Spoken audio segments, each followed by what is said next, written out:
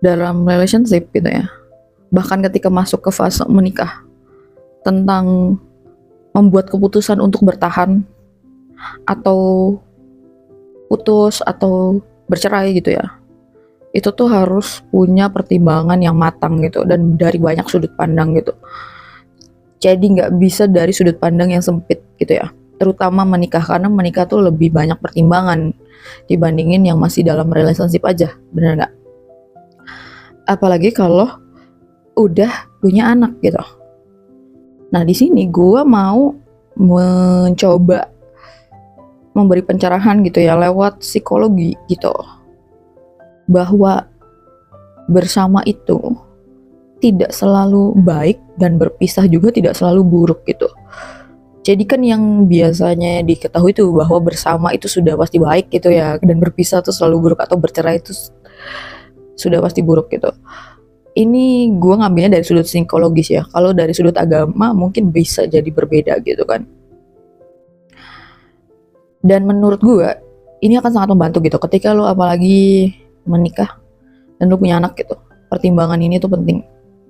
Ketika memutuskan untuk menikah gitu, pasti kan alasannya itu adalah sesuatu yang masuk akal gitu, yang bisa ada pengukuran jelasnya gitu, kayak misalkan respect gitu, yang jelas gitu ya. Dan berpisah pun begitu. Berpisah itu pastikan juga alasannya itu sesuatu yang masuk akal juga gitu, yang rasional, jangan sembarangan. Dan makanya ketika bersatu dan ketika memutuskan udahan pun itu jelas gitu, jadi secara akal sehat gitu. Biar gampang gue menjelaskan dan menerangkan tentang bahwa tidak selamanya bersama itu baik dan tidak selamanya berpisah itu buruk, gue pakai contoh kasus jadi biar lebih cepat dipahamin gitu. Contohnya lu menikah, terus salah satu pasangan lu itu misalkan selingkuh gitu, dan pasti kan harus ada buktinya ya. Ini bukan sesuatu yang kayak lu tuduh-tuduh doang gitu, bukan sesuatu yang kayak mistis-mistis, jangan. Harus ada bukti jelasnya. Terus kalau udah ada buktinya artinya real. Lalu kalau kondisinya itu lu belum punya anak, berarti kan nggak terlalu banyak nih pertimbangannya, karena untuk pertimbangan anak tidak ada gitu. Jadi yang harus lu pikirin itu adalah yang namanya selingkuh itu bukan sesuatu yang hilaf sebenarnya.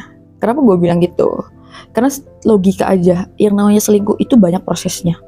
Maksudnya dari kenalan gitu, dari akhirnya melakukan, itu banyak banget prosesnya. Jadi nggak, kalau hilaf tuh sesuatu yang menurut gue tuh kayak tiba-tiba gitu.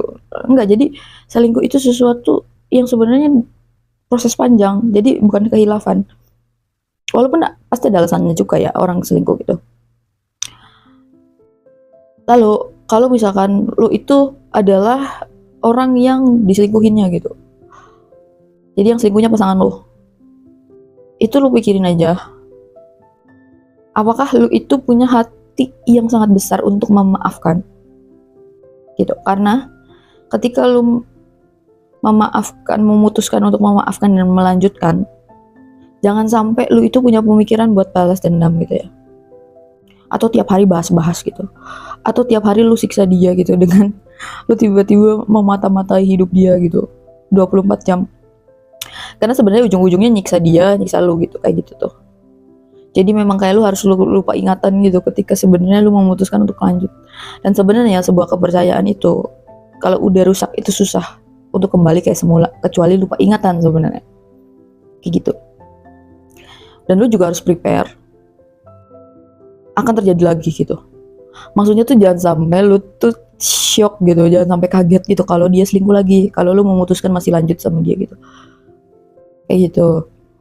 Karena sebenarnya biasanya tuh ya, misalkan selingkuh, terus pasangannya itu tuh jadi overprotective gila gitu.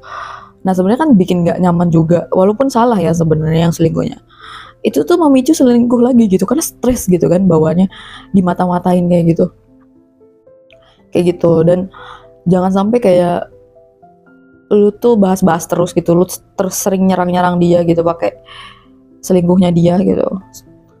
Karena sebenarnya itu tuh lu sedang menyakiti dia gitu. Lu juga sebenarnya kan sedang tersakiti, makanya kayak gitu. Jadi pada akhirnya saling menyakiti gitu kalau kayak gitu tuh. Nah, lihat seberapa lu masih bisa waras gitu secara mental ya, secara mental, secara fisik gitu. Karena itu nggak sehat sebenarnya kalau sampai keadaannya kayak gitu ya. Terus, kalaupun misalkan lu akhirnya sadar diri nih, kayaknya memang gue nggak bisa sih gitu, kayak gitu, ya udahin aja gitu. Itu lebih baik karena belum punya anak juga. Akan lebih rumit pokoknya kalau sudah punya anak tuh gitu, karena lebih banyak pertimbangannya. Jadi kalau misalkan lu menikah terus terjadi sesuatu itu, yang trauma tuh cuma lu sama suami lu gitu. Kalau misalkan punya anak tuh yang traumanya anak juga gitu, kayak gitu. Karena bisa kemana-mana menyakitinya. Sebenarnya kan selingkuh itu menyakiti keduanya ya.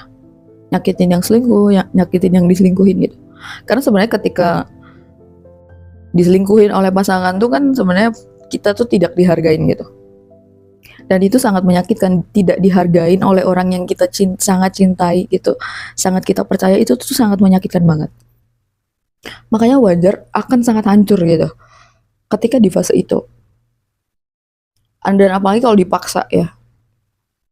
Dan gue akan selalu sangat menyarankan ketika lu sedang di kondisi seperti itu, tolong selamatkan diri lu, selamatkan mental lu gitu. Pikirkan, utamakan itu. Karena itu akan menyelamatkan lu dan menyelamatkan pasangan lu juga gitu ya. Jangan sampai ada korban nyawa gitu. Atau jadi yang mind blowing lainnya. Maksudnya jangan mikirin omongan orang gitu. Ntar lagi omongan orang tuh nomor keberapa gitu. Yang paling penting tuh adalah kesehatan mental lu gitu. Karena orang yang terus-terusan terluka gitu ya, itu bisa gelap pikirannya, itu bisa gelap hatinya gitu, dan bisa melakukan hal-hal yang menakutkan. Orang yang diselimuti kemarahan itu sangat menakutkan. Diselimuti kemarahan, kebencian gitu, kayak gitu. Terus selanjutnya kalau misalkan udah punya anak gitu ya, kalau udah punya anak itu akan bertambah pertimbangannya itu. Jadi kalau lu masih tetap bersama ketika pasangan lu selingkuh, kan anak lu tahu, terus juga lu bakal sering berantem, anak lu otaknya tegang kan ngeliat orang tuanya terus-terusan berantem. Anak tuh depresi sebenarnya kalau ngeliat orang tuanya berantem gitu. Makanya gue sangat tidak menyarankan untuk lu berantem kedengaran anak lu atau ketahuan anak lu gitu. Jadi nggak boleh berantem. Bisa nggak tuh gitu. Terus yang selanjutnya itu jangan sampai lu tuh membuat anak lu capek gitu. Karena misalkan lu curhat ke anak lu gitu tentang keburukan suami lu atau istri lu gitu, itu kan selain menimbulkan kebencian gitu ya di diri mereka gitu, mereka juga jadi punya trust issue gitu. Yang gue bilang bahwa keputusan orang tua, bahwa orang tua adalah teladan dan dunia buat anaknya gitu. Jadi maksudnya gini, kalau misalkan ketika pasangan lu selingkuh, lu tetap stay mempertahankan pernikahan yang alasannya untuk kebaikan anak. Lu harus tahu bahwa ketika lu tidak dihargai, lu disakitin sama pasangan lu, tapi tetap stay di otak anak lo bahwa cinta itu seperti itu gitu. Cinta itu harus menyakitkan itu. Cinta tuh ternyata nggak apa-apa ya kalau nggak dihargain. Di otak anak lo tuh kayak gitu. Dan dia itu akan tumbuh dewasa, tumbuh remaja gitu, pasti kejebak banyak toxic relationship dengan orang-orang yang tidak menghargai dia karena keputusan lo stay gitu. Jadi maksudnya punya efek samping itu gitu. Kalau lu tetap memaksakan bersama orang yang menyakiti lu, dan pasti anak juga tahu. Jadi efeknya kayak gitu, jangka panjang gitu. Bahkan dia juga bisa mengulangi polanya. Dia menikah sama orang yang tidak menghargai dia. Dia juga biasanya tuh efeknya banyak ya. Bisa kayak antara jadi suka selingkuh si anaknya tuh, atau sering terjebak sama orang-orang yang sering-sering menyelingkuhi dia gitu. Jadi mentoleransi gitu, entah mengapa tuh kayak menarik orang-orang seperti itu gitu. Atau merasa ya nggak apa-apa kalau nggak dihargain orang yang dicintain gitu, kayak gitu ya.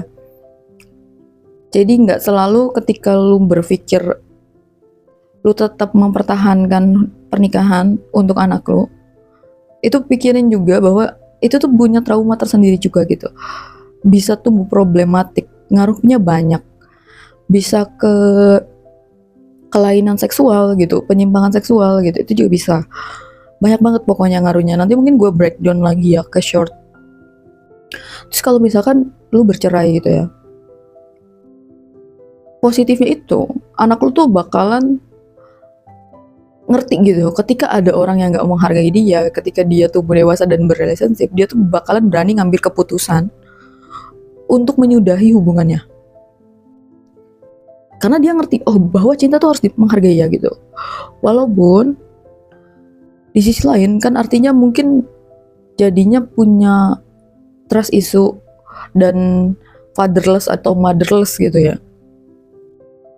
Tapi minimal dia itu bakal ngerti bahwa orang yang menyayangi dia itu adalah orang yang menghargai dia gitu.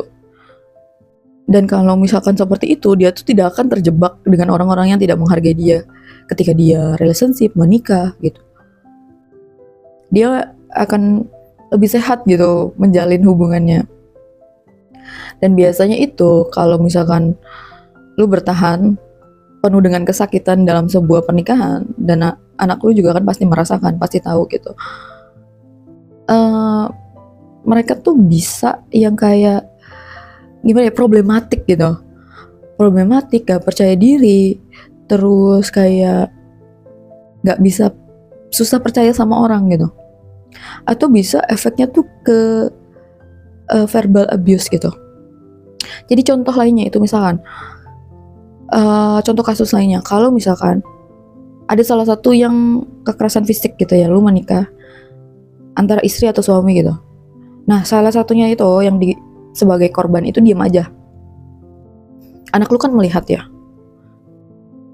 udah di otak dia itu, oh jadi cinta tuh harus menyakitkan kayak gini ya gitu. Cinta tuh harus sepengorbanan ini gitu. Karena menyakitkan sebenarnya melihat orang yang dicintai, disakiti tapi diam aja, iya kan? Tapi itu sesuatu yang terkadang tuh tertanam gitu sampai ke alam bawah sadarnya, yang traumatik gitu. Yang dimana ketika dia relationship dan dia ketemu sama mungkin pria yang suka kekerasan fisik gitu ke dia tuh bakal stay gitu. Karena dia ngelihat dari contoh lu gitu, ketika mempertahankan orang yang melakukan kekerasan fisik kayak gitu. Jadi definisi kasih sayang, definisi cinta itu seseorang itu dapat dari orang tuanya, dari interaksi orang tuanya, dari cara orang tuanya berkomunikasi gitu, dari berkasih sayang gitu ya. Jadi penting, dan jangan pernah berpikir bahwa berantem tuh tanda cinta ya, enggak. Pokoknya kalau lu banyak berantem ketika pacaran itu, lu jangan remehkan itu, berarti lu nggak cocok. Karena bahaya ketika lu menikah terus lu tuh berantem terus gitu, apalagi sampai punya anak, kasihan anaknya. Karena sebenarnya yang di pikiran anak ya, kalau orang tuanya berantem tuh mereka tuh ngerasa kehadiran mereka tuh beban gitu, dan otak mereka tuh tegang ya. Sama aja kayak misalkan lu tiap hari dikasih suara keras di telinga lu, analoginya tuh gitu-gitu, setegang itu. Makanya kadang anak-anak kurang pintar tuh karena kayak gitu. Biasanya orang tuanya suka berantem ya di rumahnya, atau orang tuanya tuh ya kalau bicara tuh nggak dipikirin dulu gitu, verbal abuse yang keras gitu. Kalau ngomong kata-katanya menyakitkan gitu, ada penghinaan, ada bulian gitu, kayak gitu.